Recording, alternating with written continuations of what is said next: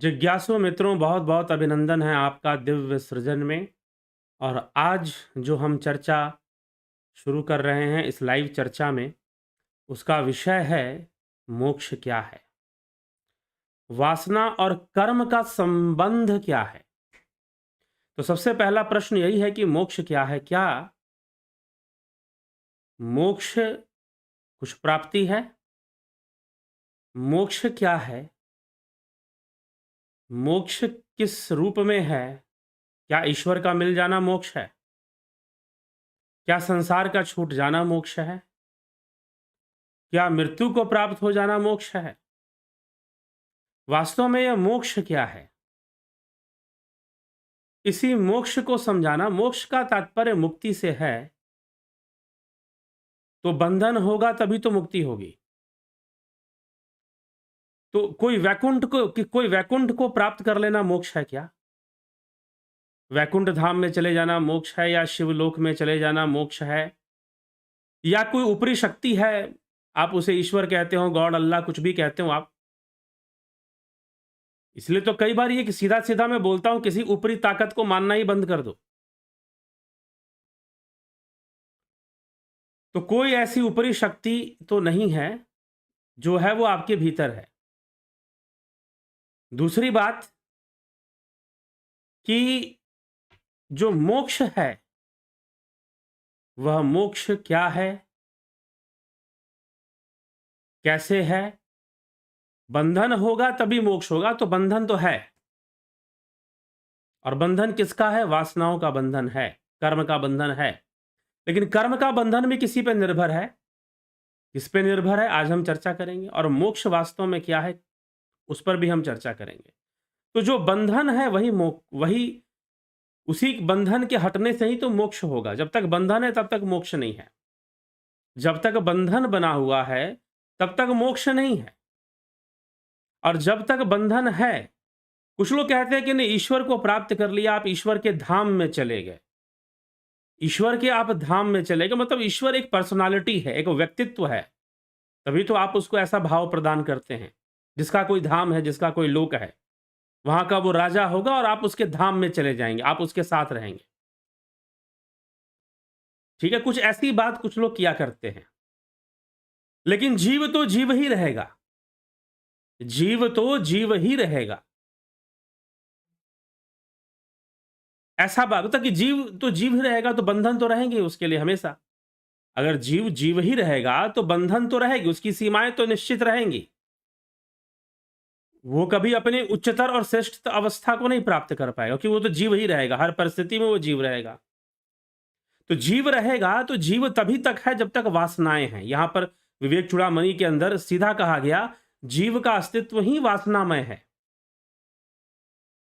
उसे 50 तरह के कर्म करने हैं और परमात्मा को अपने से अलग करके देखना है।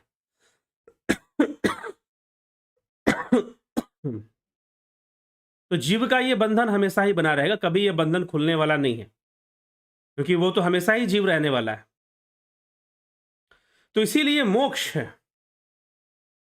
वास्तव में मोक्ष की अवस्था क्या है, कर्म कैसे होता है, कर्म बंधन कैसे बनता है, किन कारणों से बनता है, इसी को आदि गुरु शंकराचार्य विवेक चूड़ामणि के अपने आगे के सूत्रों में वो समझा रहे हैं। ठीक, तो आगे के सूत्रों में क्या समझा रहे हैं, चलिए आइए हम सीधा उसको देखते हैं। उन सूत्रों पर, उन श्लोकों पर चलते हैं और देखते हैं कि कर्म, वासना और मोक्ष, इन तीनों का संबंध क्या है। तो कहते हैं, निगृह्य शत्रु रहमो अवकाश क्वचिन्न देयो विषयानुचिंतया स एव संजीवन हेतु रहस्य प्रच्छिन्न जंबीर तरो रिवाम्बु। इस अहंकार रूप शत्रु का निग्रह कर लेने पर, अहंकार की चर्चा पहले हुई है, कल भी हुई है, आत्मा और अहंकार। तो अहंकार रूपी शत्रु का निग्रह कर लेने पर विषय चिंतन के द्वारा, अहंकार क्या है, देह में आत्मबुद्धि ही अहंकार को जन्म देती है। फिर विषय चिंतन के द्वारा इसे सिर उठाने का अवसर कभी नहीं देना चाहिए। अगर अहंकार का निग्रह हो गया तो विषय चिंतन भी रोकना चाहिए, क्योंकि नष्ट हुए जंबीर के वृक्ष के लिए जल के समान इसके पुनरुज्जीवन, फिर से जी उठने का कारण यह विषय चिंतन ही है। जल के समान, जल मिल जाए तो फिर से जीवित हो जाएगा। वैसे ही इस अहंकार के दोबारा प्रादुर्भाव में आने, अस्तित्व में आने का कारण यह विषय चिंतन है। और विषय चिंतन कैसे होगा? देहात्मना संस्थिता एव कामी विलक्षण काम यदा कथम स्यात् अतो अर्थसंधान परत्वमेव भेद प्रसक्त्या भवबंध हेतु। जो पुरुष देहात्म बुद्धि में स्थित है, मैंने पहले ही कह दिया कि देहात्म बुद्धि जहां पर है, इसलिए देहात्म बुद्धि को खत्म कर कर आत्म बुद्धि में स्थित होना होगा, स्थित होगा। तो जो पुरुष देहात्म बुद्धि से स्थित है वही कामना वाला होता है, उसी के अंदर कामनाएं उत्पन्न होती हैं, वही विषयों का चिंतन करेगा। जिसका देह से संबंध नहीं, जिसका इस देह से संबंध नहीं, अब देह कहने का मतलब यहां पर क्या है? अगर कल का व्याख्यान आपने सही से सुना है, यदि कल का व्याख्यान आपने सही से सुना है, तो वहां पर दोनों देहों से संबंध तोड़ने की बात कही गई है, स्थूल देह और सूक्ष्म देह। जब मृत्यु होगी तो स्थूल देह से तो संबंध टूटता है, लेकिन सूक्ष्म से नहीं टूटता। सूक्ष्म का संबंध तो वैसे ही बना रहता है मृत्यु के उपरांत भी। इसीलिए देहात्म बुद्धि का मतलब यह मत समझिएगा कि मात्र स्थूल देह की बात की जा रही है, सूक्ष्म देह, क्योंकि सारी वासनाओं का वास जो है वह सूक्ष्म में है, स्थूल में नहीं है। स्थूल तो एक साधन है, भोग का एक माध्यम है, इसके माध्यम से जीव सुख दुख दोनों ही भोगता है, नकारात्मक सकारात्मक दोनों ही पक्षों का भोग करता है, दोनों ही विषयों का भोग करता है। तो भोग जो है वह जीव इस देह के, स्थूल देह के माध्यम से तो करता है, परंतु जो उसकी आसक्ति है, जो देहात्म बुद्धि है, वह सूक्ष्म में है, वह सूक्ष्म में है। इसीलिए अहंकार, अंतःकरण चतुष्टय, मन बुद्धि चित्त अहंकार किसका अंग बताया गया है? अभी हमने सूक्ष्म शरीर की चर्चा विवेक चूड़ामणि में सुनी थी, तो पुर्यष्टक के बारे में बताया गया है। तो पुर्यष्टक के बारे में जो बताया गया है वह पुर्यष्टक ही तो सूक्ष्म शरीर है। तो 8 अंग जो हैं उसी में तो ये अंतःकरण चतुष्टय भी आते हैं, ठीक है? तो ये अहंकार भी सूक्ष्म शरीर का अंग है। तो जब यहां पर कहा जा रहा है जो पुरुष देहात्म बुद्धि से स्थित है, मतलब देह का मतलब मात्र यहां स्थूल देह मत समझिएगा, सूक्ष्म देह भी है, वही कामना वाला होता है, उसी में कामनाएं होती हैं, वासनाएं होती हैं। जिसका देह से संबंध नहीं, वह विलक्षण आत्मा कैसे सकाम हो सकता है? जब तक देह से संबंध ना हो, आत्मा तो कभी भी सकाम हो ही नहीं सकता। इसलिए भेदासक्ति का कारण होने से विषय चिंतन में लगा रहना ही संसार बंधन का मुख्य कारण है। विषयों के चिंतन में लगे रहना, संसारिक विषयों के प्रति बहुत ही आस रखना और उसके प्रति बने रहना ही। अब ये संसारिक विषय सिर्फ, जैसे ही जब विषय या वासना चिंतन का बात होता है, ज्यादातर लोग एक ही विषय पर चले जाते हैं, और वो विषय होता है काम का विषय, वो विषय हो जाता है स्त्री पुरुष का विषय। उनको लगता है कि बस यही बंधन है, बाकी सब बंधन है। नहीं है क्या? बहुत बड़े बड़े बंधन है, बहुत बड़ी बड़ी आसक्तियां हैं जो देखने में बड़ी सफेद सी नजर आएंगी, लेकिन है वो बहुत बड़ी आसक्ति, बहुत भयानक भयानक आसक्तियां हैं। तो इसीलिए यहां पर जब वासना की चर्चा हो रही है, तो आदि गुरु शंकराचार्य ने 3 प्रकार की वासनाएं बता दी: लोक वासना, शास्त्र वासना, देह वासना। ठीक है? ये लोक वासना ही है जो बड़ी बड़ी भीड़ इकट्ठा करने में जो गुरुजी लोग लगे रहते हैं आश्रमों के अंदर, और इस बात पर लगे रहते हैं कि सारा कल्याण तो उनके दरबार में ही होना है, बाकी सारे दरबार झूठे हैं, उनका अकेले का दरबार सच्चा है, और जो यहां नहीं आया वो झूठा है, और वो उसका कल्याण नहीं हो सकता जो यहां से अभी तक जुड़ा नहीं। ऐसा दावा ठोकने में लगे। क्या है? लोक वासना है, संस्थान वृद्धि की लोक वासना है। तो इन लोक वासनाओं से लोग ग्रसित रहते, भयानक से भयानक वासनाएं हैं। लेकिन वासना शब्द प्रयोग होते ही, विषय चिंतन शब्द प्रयोग होते ही व्यक्ति का ध्यान बस किसी एक जगह पर चला जाता है। लेकिन अच्छाई के नाम पर बुराइयां होती हैं, अच्छाई के नाम पर, समाज सेवा के नाम पर लोग वासनाओं को भी पूर्ति करने लग जाते हैं। देश सेवा के नाम पर भी करना शुरू कर देते हैं, दिखेगा हमेशा देश सेवा। तो इस तरह से बहुत सारी चीजें हैं। इन वासनाओं का साम्राज्य इतना सूक्ष्म है कि मात्र किसी एक विषय को आप बोल दो कि भाई फलाना तो कामी है या विषयों में लिप्त है, मात्र उतना ही नहीं है, बहुत तरह की वासनाएं हैं। तो वो उन वासनाओं से बड़े बड़े ऋषि मुनि भी ग्रसित रहते हैं, और इसी कारण से उनको बार-बार आना पड़ता है। राजा जड़ भरत की कथा आती है कि बहुत तपस्या की उन्होंने, लेकिन एक शावक में आसक्ति हो गई और दोबारा शरीर धारण करना पड़ा। तो इस तरह से चक्र ये चलता ही रहता है।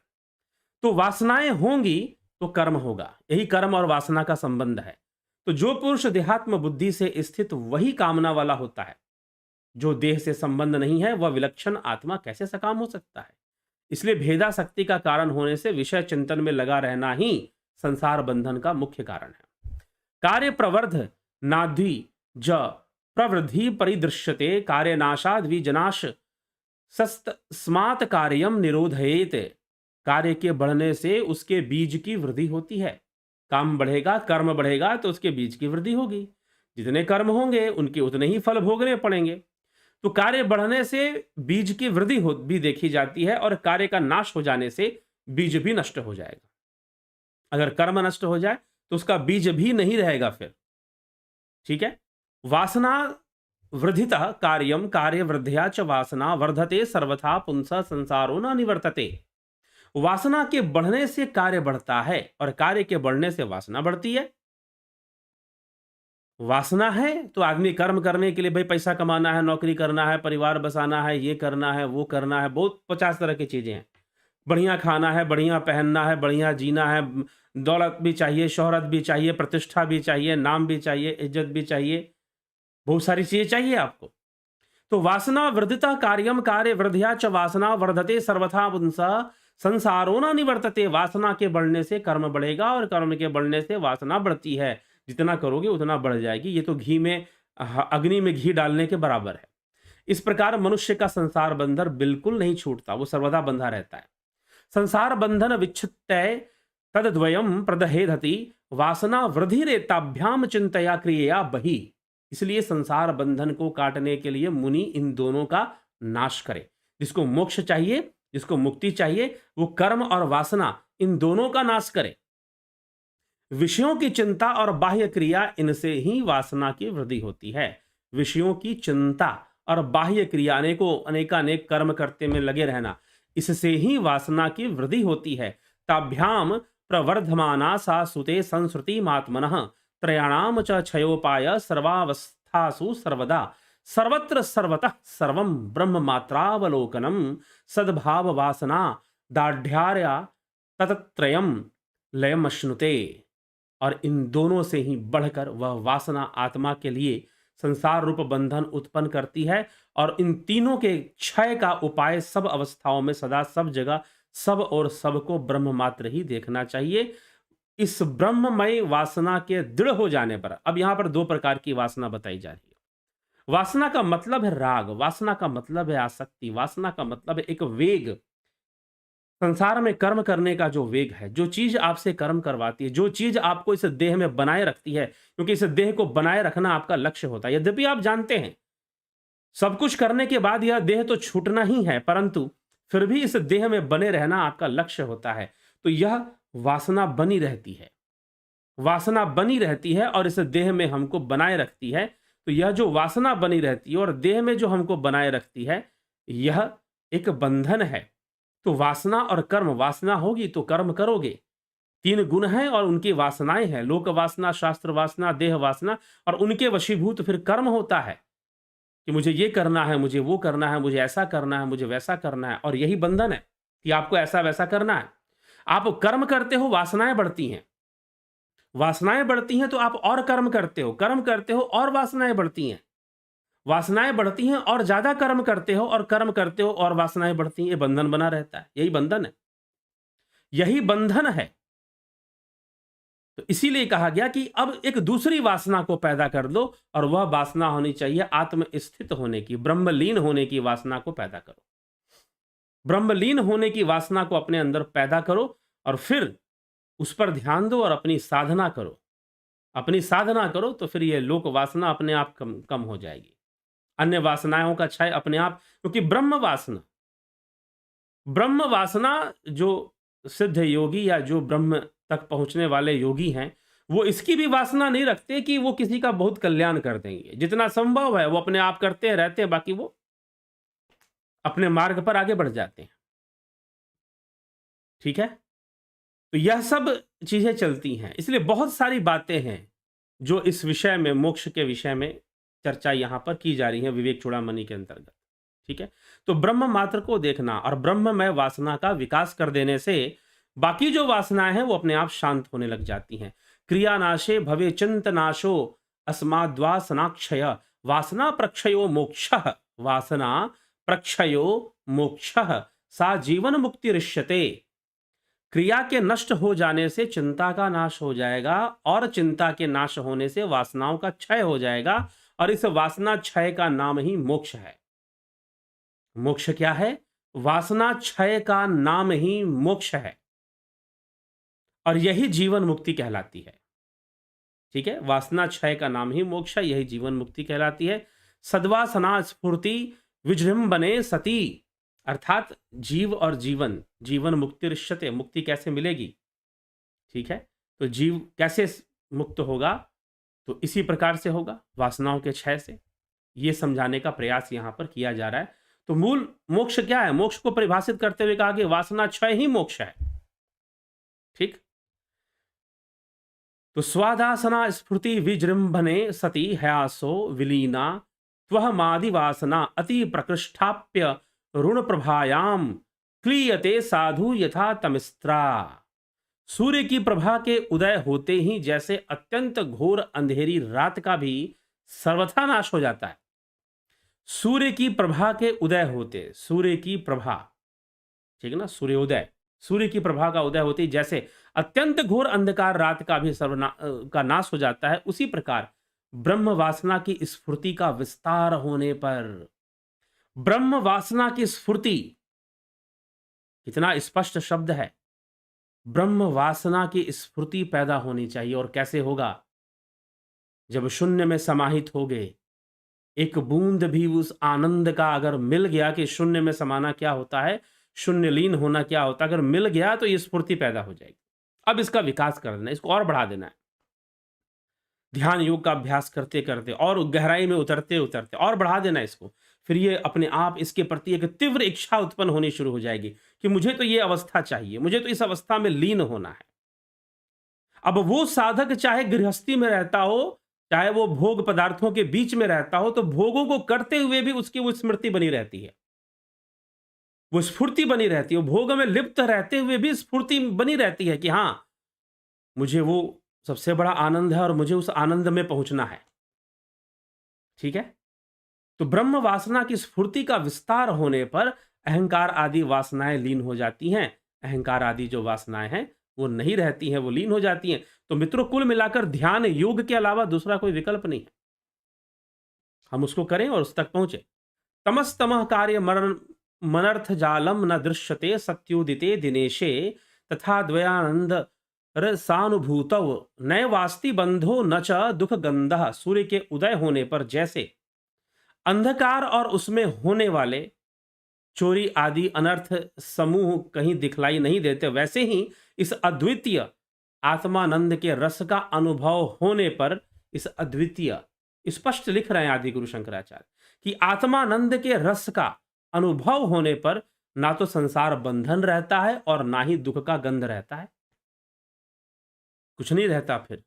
तो इसीलिए जब प्रयास नहीं करेंगे, कुछ करेंगे नहीं, मात्र तर्कों से ही अपने आप को संतुष्ट करने में लगे रहेंगे, तो फिर कैसे सत्य तक पहुंचोगे? कैसे जानोगे कि मोक्ष की अवस्था कैसे बनती है और ब्रह्म वासना क्या होती है? उस आनंद तक पहुंचना पड़ेगा। शून्य में जब जब ध्यान करते करते एक ऐसी अवस्था से बननी शुरू हो जाती है जहां पर कि ऐसा लगता है जैसे कि हमारा संपूर्ण अस्तित्व शून्य में विलीन हो रहा है। शून्य में विलीन मतलब नथिंगनेस में जा रहा है। ऐसा लगता है जैसे कि हम डिसॉल्व हो रहे हैं। हमारी जो एग्जिस्ट, उसको शायद शब्दों में मैं बताने की कोशिश कर रहा हूं, लेकिन आप पकड़ पाएं उस हद तक। तो ऐसी अनुभूति आनी शुरू हो जाती है और जब ऐसी अनुभूति आनी शुरू हो जाती है ना, तो वहां पर ब्रह्म वासना शुरू हो जाती है कि हाँ, एक अद्भुत आनंद है, एक ऐसी अवस्था है जहां एक अद्भुत आनंद है। नहीं तो ये संसार नित्य परिवर्तनशील है, नित्य चंचल, नित्य परिवर्तनशील है, बदलता ही जाएगा, बदलता ही जाएगा। आप क्या कर लोगे? संभाल ही नहीं पाओगे। लेकिन वो स्थिर है, वो अनुभूति स्थिर है। जब उसमें एक बार अनुभव होना शुरू हो जाए, शुरुआत में तो वो बूंद-बूंद कर आती है, मतलब थोड़ी-थोड़ी कर आती है और फिर बाद में कभी-कभी अचानक से बहुत गहराई में ले जाती है। अपने आप में ही लगता है कि सब कुछ जैसे लीन हो गया, खत्म हो गया, इस प्रकार से अनुभव, और उसमें आनंद का अनुभव होता है। अद्भुत आनंद, तो यहाँ ब्रह्म वासना का विकास हो जाएगा। जब ऐसी ब्रह्म वासना का विकास होना शुरू हो जाए, तो उस योगी के लिए कहीं भी रहे, वो जंगल में रहे, घर में रहे, गृहस्थी में रहे, उसके लिए कोई फ़र्क नहीं पड़ता, क्योंकि अब उसने उसको जान लिया है। कहीं भी रहे, भोगों को करते हुए भी अगर संसार में, क्योंकि संसार में तो है ही, बाहर रूप से वो लोगों के बीच में सांसारिक रूप में ही है, अगर वो है, तो भी उसका ध्यान उसमें बना रहेगा कि हाँ, ऐसी चीज़ है, मैंने अनुभव किया है। ठीक है? तो संसार के भोगों को भोगते हुए भी उसमें लीन रहने का अभ्यास करना शुरू कर, तो ये चीज़ शुरू बढ़ जाती है और ब्रह्म वासना यहाँ बढ़नी शुरू हो जाती है और वो ब्रह्म वासना ही आगे खींच कर ले जाती है। फिर योगी को ये वो क्या है? वो किसी वो सन्यासी है या गृहस्थ है या घर त्यागी है, गृह त्यागी है, कि क्या है, ये कोई फ़र्क ही नहीं पड़ता। वो उसका लक्ष्य निर्धारित हो जाता है, उसे दिख जाता है कि ये चीज़ है और यहाँ मुझे जाकर लीन होना है। यहाँ मुझे जाकर लीन होना, उसे अपना लक्ष्य दिख जाता है। तो उसी को लक्ष्य कर वो चलता रहता है और वही वासना क्षय कर मोक्ष को प्राप्त कर सकता है और करता है। और उसी की वासना क्षय संभव है क्योंकि उसने ब्रह्म वासना का विकास कर लिया। धीरे-धीरे साधना करते-करते और विकास कर लेगा। तो ये रहस्य है। तो जिज्ञासु, ये है वासना और वासना का क्षय, और वासना का क्षय ही मोक्ष है। और वासना और कर्म का संबंध है। वासनाएँ बढ़ेंगी, कर्म बढ़ेगा, कर्म बढ़ेगी, वासना बढ़ेगी। दोनों एक दूसरे के पूरक हैं। कर्म बढ़ेगा तो वासना को बढ़ा दोगे, वासनाएँ बढ़ेंगी तो फिर और कर्म करने की ज़रूरत पड़ेगी, फिर कर्म करोगे, फिर वासनाएँ बढ़ेंगी। तो कर्म और वासना का ये संबंध है। और मोक्ष क्या होता है? तो वासनाओं का क्षय ही मोक्ष है। लेकिन वासना क्षय तक पहुँचोगे कैसे? ब्रह्म वासना से पहुँचोगे। ब्रह्म वासना से पहुँचोगे।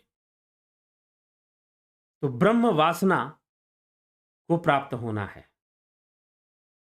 इसी के साथ विचारों को यहाँ विराम देते हैं। बहुत-बहुत आभार आप सभी का।